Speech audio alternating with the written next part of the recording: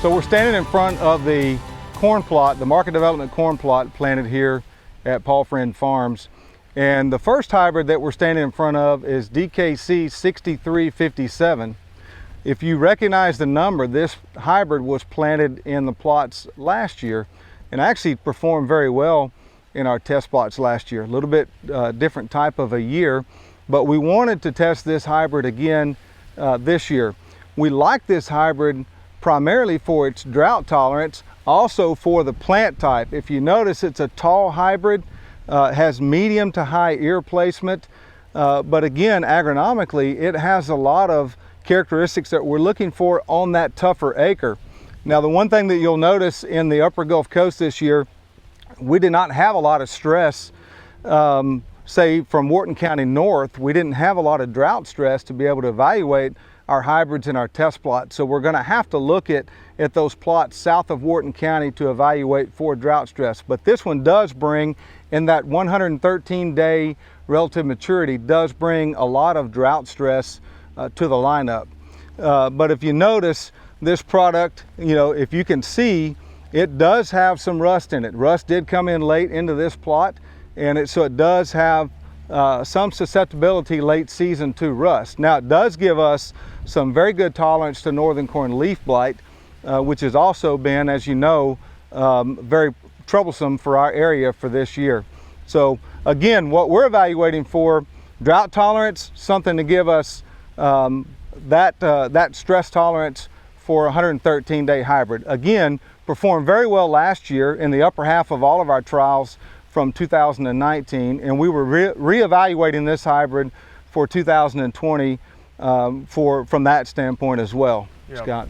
No, exactly like Scott said. Really, just want to key in on the toughness we think on this product and what we saw last year in 2019. As you move south, going down the coast, when you got into some 120 or less bushel yield environment, this one actually did rise up to the very top of the pack. And so we know it's got some really good toughness. Scott mentioned, you know, watching it on rust, but this one looks like it's got some good, looks like it's going to have a good fit. And like you mentioned, even last year in the upper Gulf Coast where yields were pretty good, it still hung in there with some of our key products that we currently sell. It's one to look at, I think, because we're getting a second year look at this particular product, and this particular product here, the Dekalb 6357, moving forward into next year is actually the #1 forecasted for corn hybrid in the U.S. As a brand. And I will add as well that of the lineup that we have here, and we're generally testing 10 hybrids, and in this plot we're testing 11 hybrids, but of the hybrids that we're testing, when you look at it and evaluating for southern rust, this was the first product that we saw that rust actually did get into. So just keep that in mind from a southern rust standpoint. This was the first that southern rust did get into in the lineup that we're testing this year in the upper Gulf Coast. All right, the next hybrid in our plot is DKC 6399. You'll notice that this also says Rib Brands or Rib Complete. So this actually comes in the refuge in a bag. That's the way this hybrid was packaged. This hybrid is actually designed to fit in that lower Midwestern corn belt.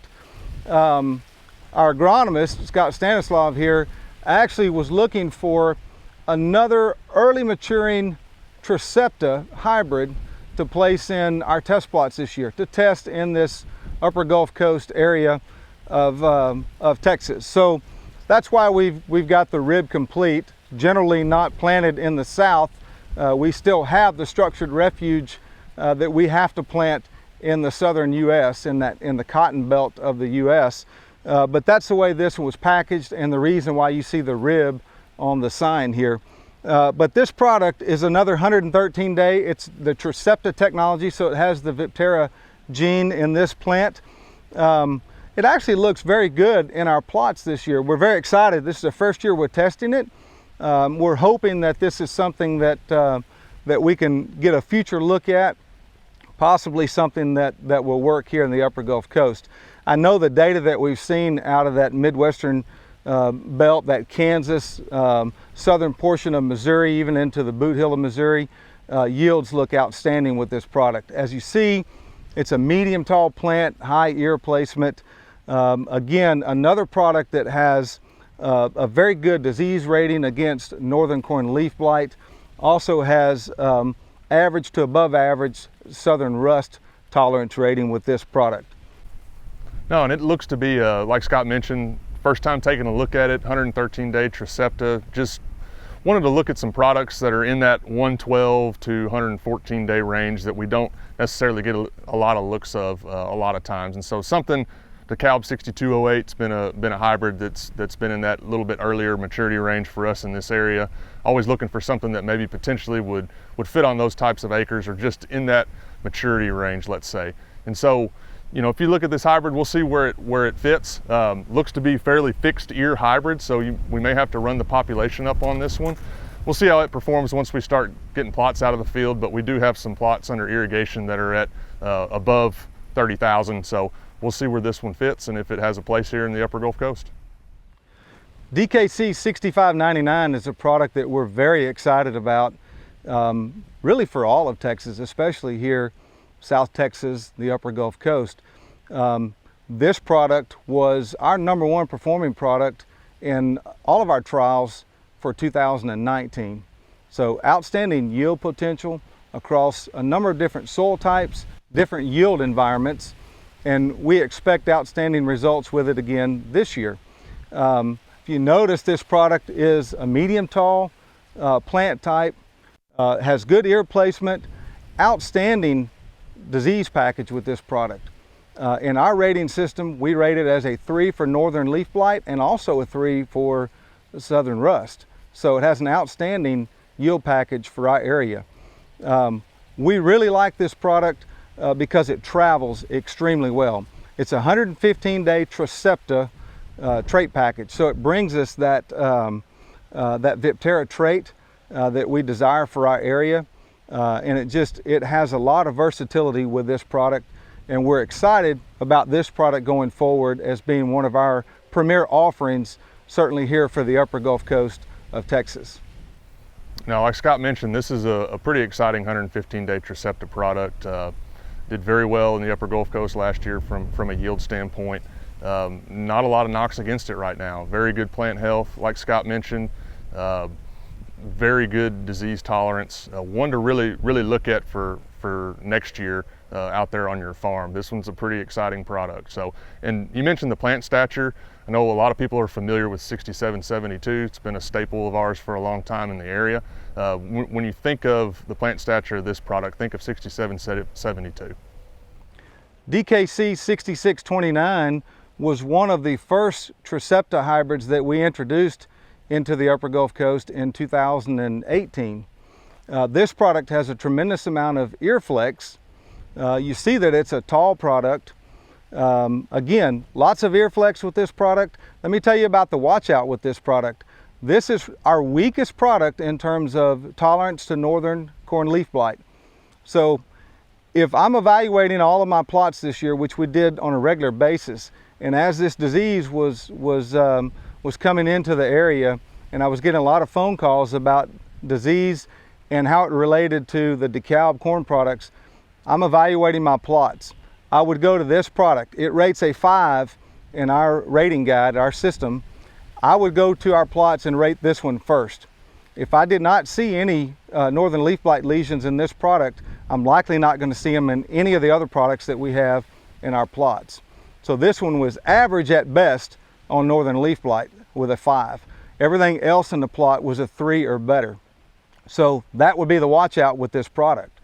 Again, it's a Tricepta, so it gives us that extra earworm protection with the Viptera trait, but it's a product that in the future we're going to start working our way away from this product, because we've got other products, newer and better genetic products that we're bringing to the market.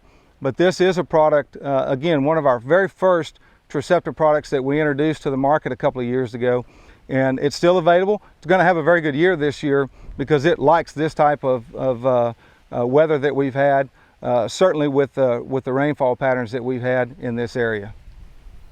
No, and Scott did a good job covering 6629. Like he mentioned, it will be around for a couple more years. I think we'll start weaning folks off of it to some other better genetics and other hybrids that have some better aspects to it. But you know, where we've seen this one to perform, like Scott mentioned, probably going to have a very good year this year. It looks really good in the field and out in our plots. Had good rainfall, obviously, up in the upper Gulf Coast of Texas this year. And you know, typically with this hybrid here, we've always said to keep it on your better dry land or irrigated type ground is where this one does seem to perform. So obviously, with the rainfall that we've had this year in the upper Gulf Coast, seems like everything was pretty much treated as irrigated. So we expect this one to have a good year. DKC 6737 is a Smart Stacks hybrid. Okay, we're getting a very limited look at this hybrid across South Texas in our test plots. For example, I've only got this hybrid in 3 of my local market development trials in the upper Gulf Coast of Texas. And that was just a supply constraint for our test plots. We're very excited about this hybrid just in the way it looks so far in our trials. If you notice, it's a very tall hybrid, has good ear placement. One of the things that we're excited about with this hybrid is the overall disease package that it brings. We talked about 6599 being rated as a 3 on both northern leaf blight and southern rust. 6737 also rates a 3 for northern leaf blight and southern rust. And just as a reminder, in our rating system, we rate everything 1 through 9, all of the agronomic characteristics, 1 being best, 9 being worst. So a 3 is very good for northern leaf blight and for southern rust, and that's where 6737 rates.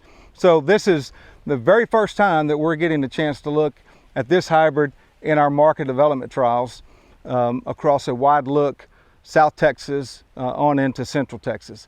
It's a Smart Stacks hybrid, so this would work well on your corn ground. And so again, something that we're getting a chance to look at for the first time. We'll certainly be excited when we go to harvest on these trials and see where it shakes out in our yield performance.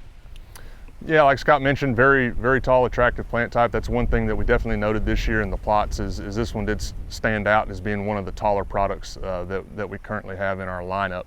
And as he also mentioned with the Smart Stacks piece of that, we do have some areas obviously too that don't necessarily have the corn on corn acres, but they do want to be able to spray Liberty on. And so with that Smart Stacks trait, you are able to go over the top with Liberty applications in season. So one to watch, pretty limited on the seed across all of South Texas just from a plot seed constraint. But we'll definitely, as plots come out of the field, we'll be looking hard at this one since it's a new product that looks like it's going to have a pretty decent fit in the geography. DKC 6744 is a double pro hybrid that we're looking at actually for the first time in a few years here in the upper Gulf Coast. We're very excited about this hybrid. It has a tremendous amount of yield potential. It's actually grown in other parts of the southern U.S., east of Texas, over towards the Carolinas. And we're very excited to bring it back to East Texas and South Texas in particular. This also has a Smart Stacks traded version called 6742, which is actually widely grown throughout the Central Texas blacklands because of the below ground pest control needed in that part of Texas where a lot of corn on corn is grown. But this product, we really like this product for this area because of its yield potential. It does rate a 3 for northern leaf blight. However, it's average, it rates as a 5 for southern rust. But if you look through here, that 5, that average rating on rust, I would call this kind of a slow ruster. The rust has not actually moved into this hybrid, say like 6357 that we've already looked at a little bit earlier. Yield potential with this one, I think, is going to be really good. It does have some ear flex to it, maybe not like 6714 that you've been familiar with, but this product does have some ear flex. We're very excited about this product in our area. Overall plant health, standability, you see that it's a tall plant with good ear placement. We're very excited to bring this product into East Texas. Again, widely planted east of here through the Delta and on into the southeastern U.S. And so we're excited to have this product planted here in the upper Gulf Coast of Texas this year. Yeah, like Scott mentioned, so this product here, 6744, we are pretty excited about. We've got it planted out on growers' farms. We've got it in all our plots this year.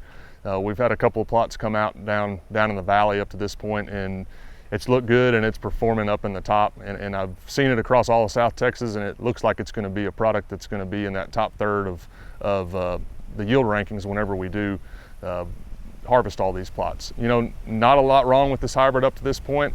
You know, I would say this is definitely one that, as a grower in this region, one to look at. We have had comments this year from guys that have planted some out broad acre that they really like the way it looks and think it's going to perform. So, like Scott mentioned, we're really excited about this one. It's nice because you've got a double pro version of it.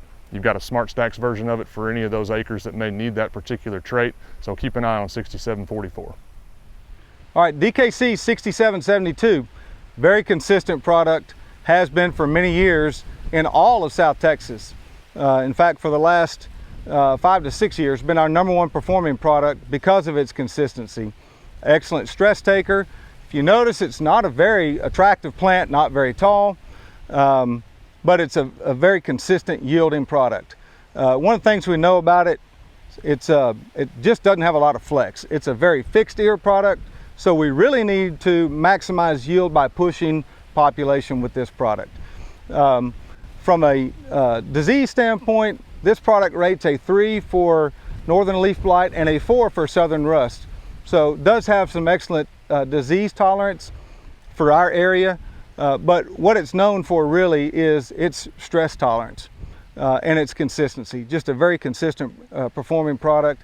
It's a double pro, so we don't have the Viptera trait in this one, but remind you that we do have this in a straight Roundup Ready version, and it has become our most popular Roundup Ready corn for really most of Texas. And so this is a very popular corn, very consistent performing product for our area, and that's what makes it one of our top sellers in the area.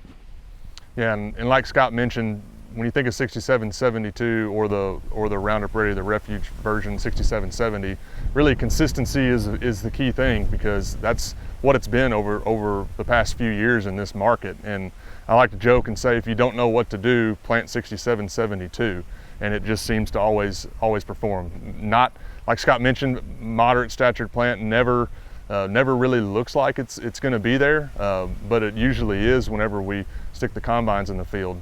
It'll kind of fool you, because really this particular hybrid here has a very small cob, so you have a lot of deep kernels there, and I think that's where that yield comes from. But just excellent stress taker, one that's still going to be around for us in our lineup, one that a lot of you are very familiar with on your farm.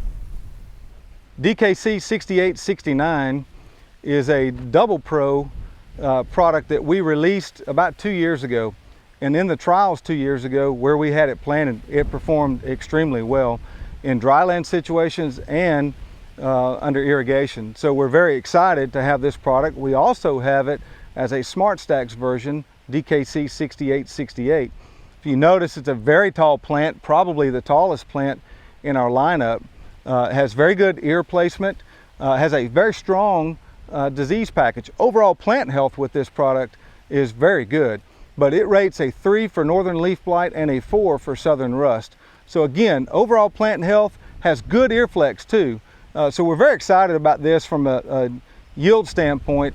We think it's going to do really well in our area, should do really well this year. I would say one thing with this one is overall stay green, rates very well for stay green. And the one thing that I've seen in the last couple of years with this product is it will be one of the last products to dry down in your field because of that stay green that it brings to the table. So again, very good product, 2 trait packages offered, Smart Stacks and Double Pro, and we really like this Double Pro version for our area here. Yeah, like Scott mentioned here with 6869, just very attractive plant type, one that looks really good when it's out there in the field. I would say ear health on this one's really good. Kernel quality is really nice with this one. We think that it can be able to take a little bit of stress on some tougher acres, but also yield whenever it has everything that it wants all year long. So one to look at here.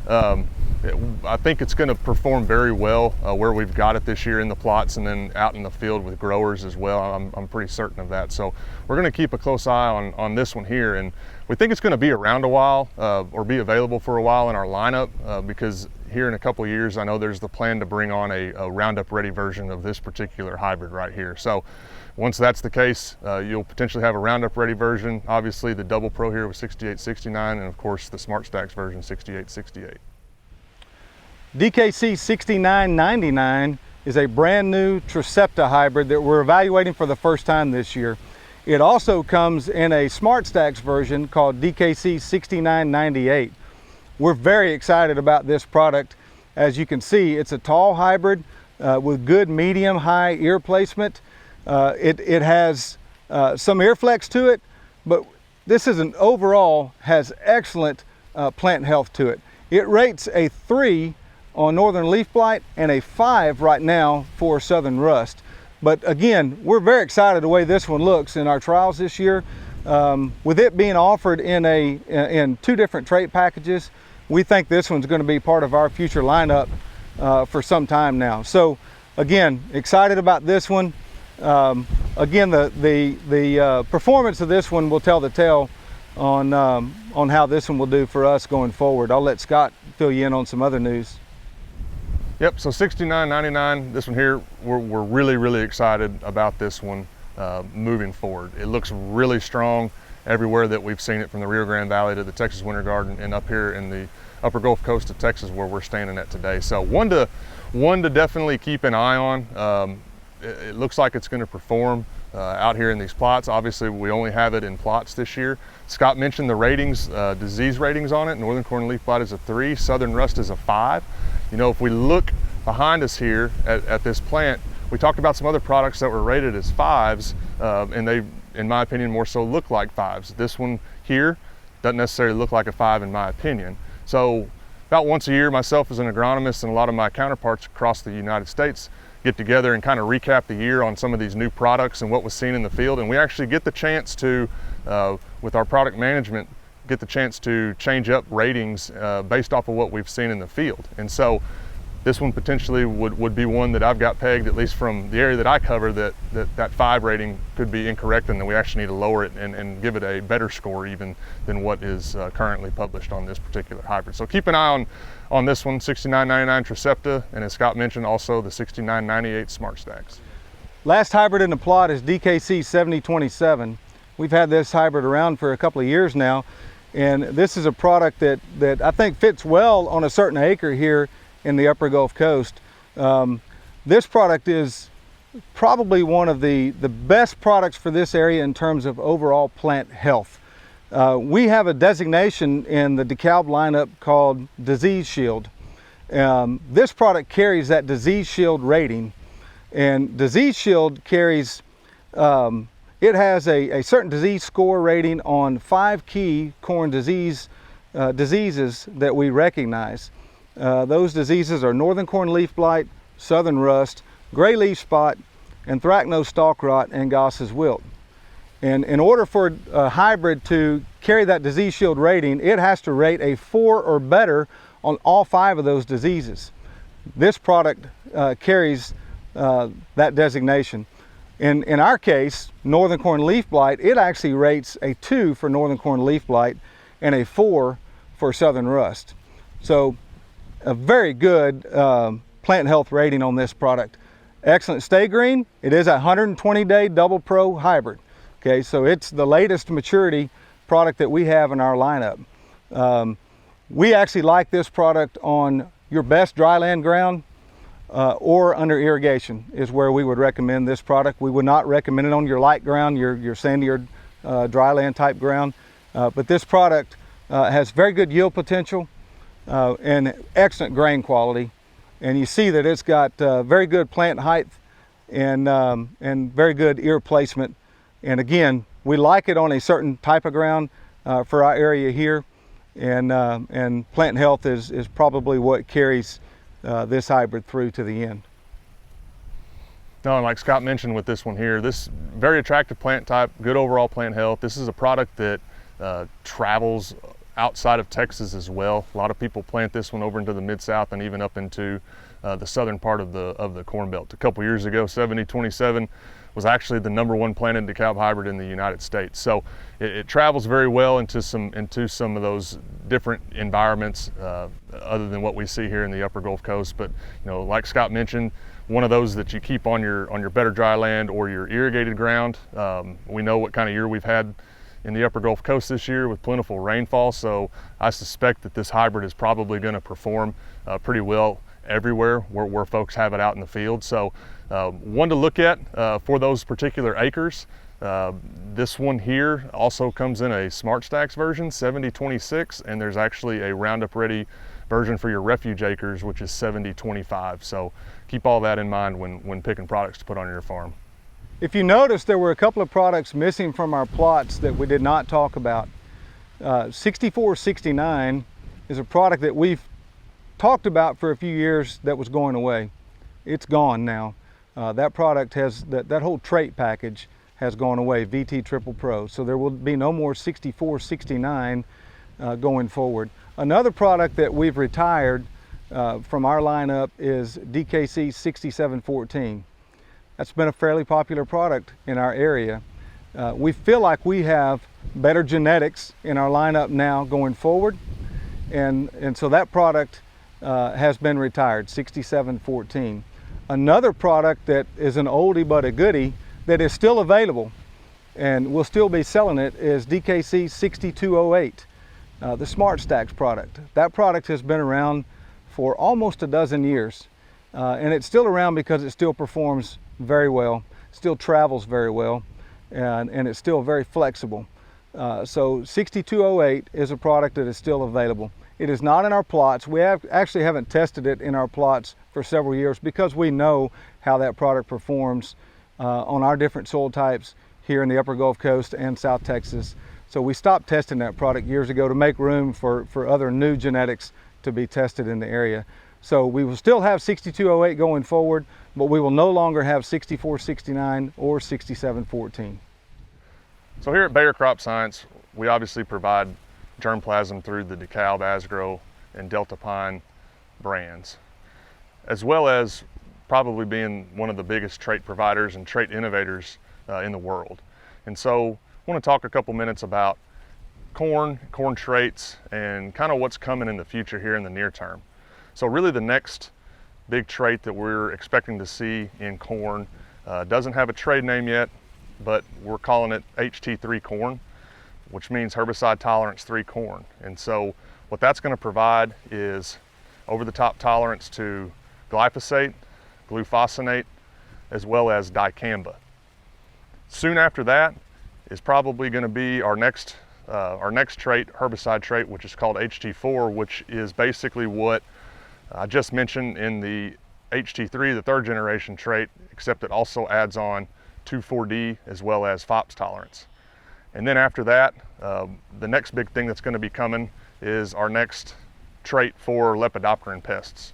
Right now we are bringing on a lot of lines, Tricepta lines, which is kind of our 3rd generation trait for above ground pests, which is basically our double pro adding on the Viptera trait. And so with our next trait package that we're going to come along with, don't know exactly per se how many modes of action or what exact proteins will be in that, but looking at stacking multiple new proteins on top of what we currently have in the field. Northern corn leaf blight is one of the more common diseases that we see in our area. There's a little bit showing up in this field. It's typical of that very distinct cigar-shaped lesion that we see on the leaf. Throughout the coast this year, there have been some areas where disease severity has been pretty high, and there have been some hybrids that have been hit pretty hard by northern corn leaf blight. Invariably, whenever we have that situation, the question that we typically get is, do I spray a fungicide or not? What are some of the considerations before I make that decision on whether a fungicide application to treat that specific disease would be economical? So there are a lot of things that we can talk about the benefits of fungicides around VT, but in this particular situation, we're really concerned about the questions around, is a fungicide warranted for treating that specific disease? And so there are a number of things that we need to consider of different levels of importance. One of the first would be just crop value. So based on the yield potential of that crop and commodity price, the more that we have to risk will factor into whether a fungicide application might be warranted to protect what yield potential we have out there. So another consideration is understanding a little bit about the disease. So northern corn leaf blight, the infection occurs when temperatures are from about the mid 60s to low 80s. So disease progression may also be slowed or halted at extremely hot, dry temperatures. That is a consideration in factoring into that decision, but I would caution against just using weather forecast as one of the main factors for your decision-making process. A really important factor to consider is host plant resistance. And what I mean by host plant resistance is the actual tolerance or susceptibility of those individual corn hybrids to northern corn leaf blight. We see that every year. There's a wide variety in susceptibility from hybrid to hybrid, from different types of genetics and so forth. So really understand the individual corn hybrids that you have planted. They should all be rated for many common diseases, northern corn leaf blight included. So understand those ratings and what those mean, and that will give you an insight into how that disease may continue to progress in that particular genetics.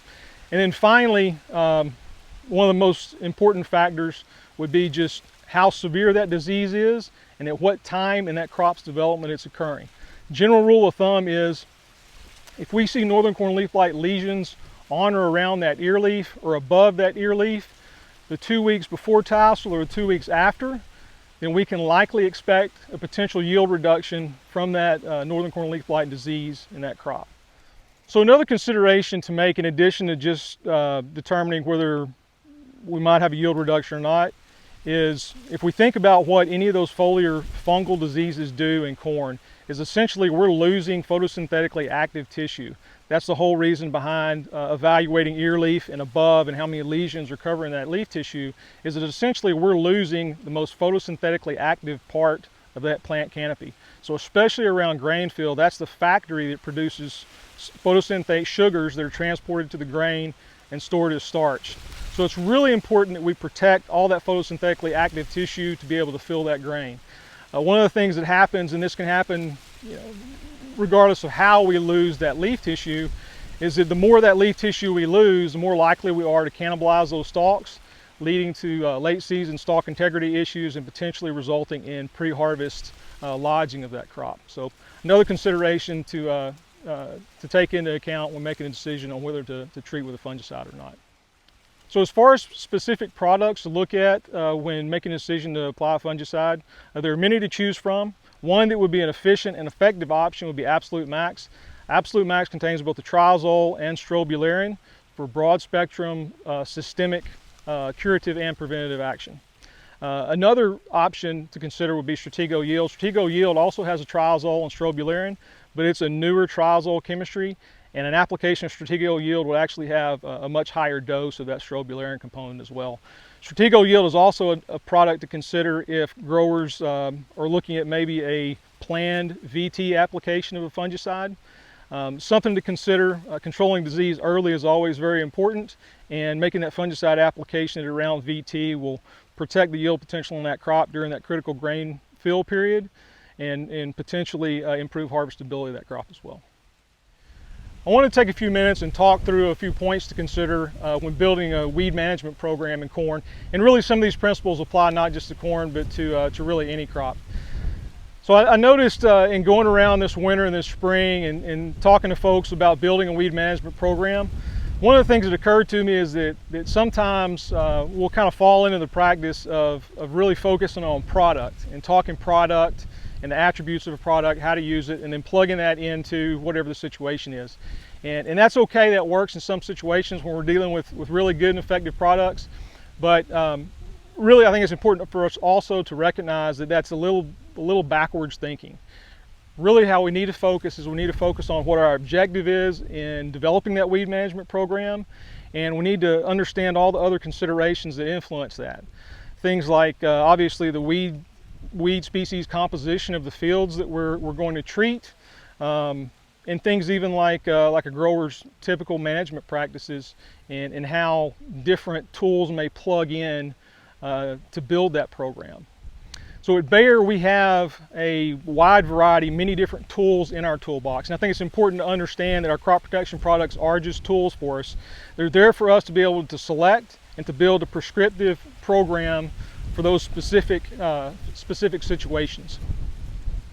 So again, if we kind of go back to what our objective is, obviously we're talking weed management, so the objective is going to be we want to control weeds. It's pretty obvious, but really specifically what we're doing in controlling those weeds is we are protecting as much yield potential in that crop that we've invested a tremendous amount in by preventing or mitigating competitive effects of weeds for water, nutrients, and light. So that's the overall objective, and that's really what influences the economics around that decision in a given season. Obviously, another very important consideration is controlling weeds late season, late emerging weeds that may mature, produce seed that contributes to that weed seed bank that we have to contend with for many years to come. So also another important consideration in building that program. So in a perfect world, we would strive to control weeds season long, from pre-plant all the way through harvest. We can come close to that at times. We have the tools to do that, but it's a little unrealistic to expect that out of a weed management program. So then it's very important to understand at what time during the season or what stages of crop development is it most critical for me to maintain that field weed-free to mitigate any impacts of weed competition on the actual yield of that crop. That's where understanding something called critical period of weed control is valuable to us, to try to understand when is the most efficient time for me to maintain that field weed-free to mitigate any impacts of weed competition on the yield of that crop.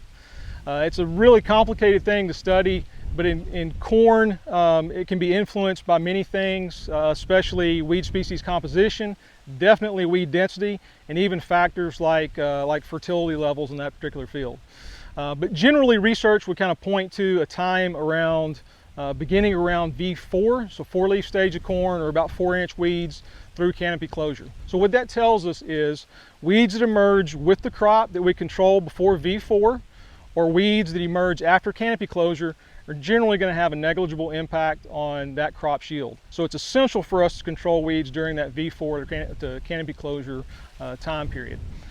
So it's good information to have. The risk with that is that we might be tempted to take that information and say, okay, well, a one-pass post-only program targeting 4-inch or smaller weeds by V3 would be an effective option. In some instances it can be, and sometimes we are successful with that.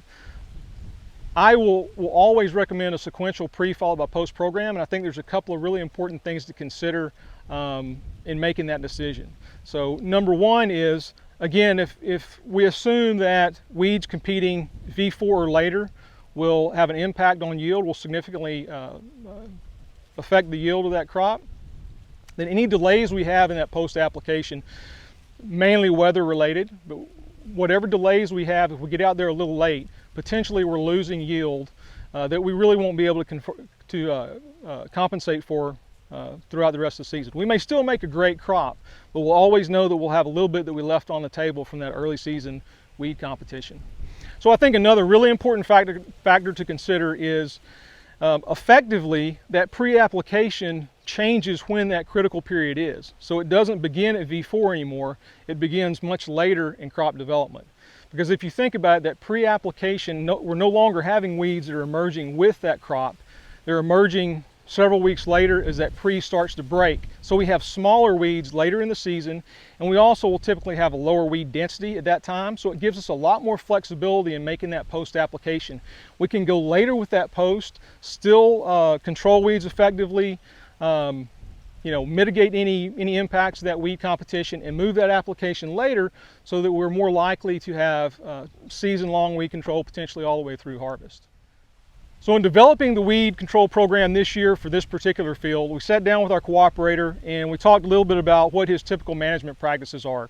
So he's already usually applying, making a pre-application with the planter, and then usually coming back with a post-application, which is perfect. That's what we want to do. So it was just a matter of choosing the right tools to use.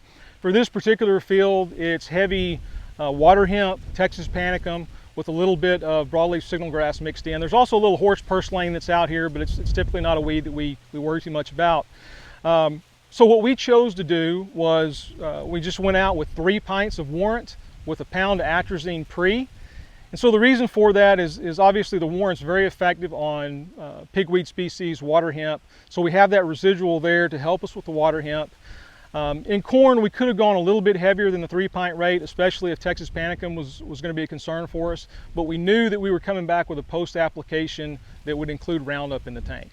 So that post-application actually was 32 ounces of Roundup Power Max, 3 ounces of Lautus, and a half a pound of atrazine. And that actually wasn't applied until about 8-leaf corn. And although Lautus has a label that allows us to apply that out to V9, just to improve overall coverage of that application, we actually made that with drop nozzles. And it was a very effective treatment. Our residual was able to take us all the way out a little bit later season, V8, and then we came back with that Roundup application, cleaned up our grasses, and we had the Lautus in there to really help us out on our broadleaves like water hemp. So another consideration we had for this weed control program is if we would have maybe front-loaded that pre-emerge program a little bit more with the addition of a product like Balance Flex. Balance Flex has tremendous residual activity. It's very safe when applied pre-emergent in corn. Very broad spectrum, and when combined with a product like Warrant, gives us very long-lasting, very effective weed control in corn.